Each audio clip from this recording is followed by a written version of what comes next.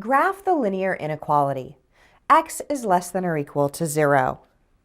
To graph an inequality, we first graph the equation x equals 0 in order to graph this inequality.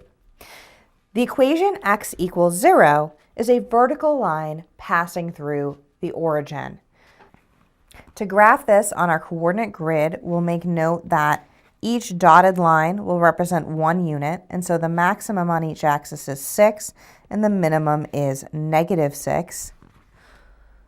We'll then graph this equation of this line by graphing a line on the y-axis.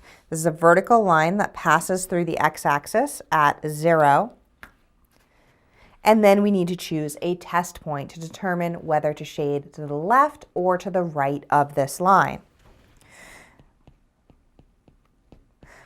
We'll choose a point to the right of the line, so we'll choose the point 1, 0. When we substitute this into our inequality, we have 1 is less than or equal to 0. Well, 1 is less than or equal to 0 is a false statement, and therefore we do not want to shade the region that contains this point. So instead, we'll shade the region to the left of the line in order to graph this inequality that x is less than or equal to 0.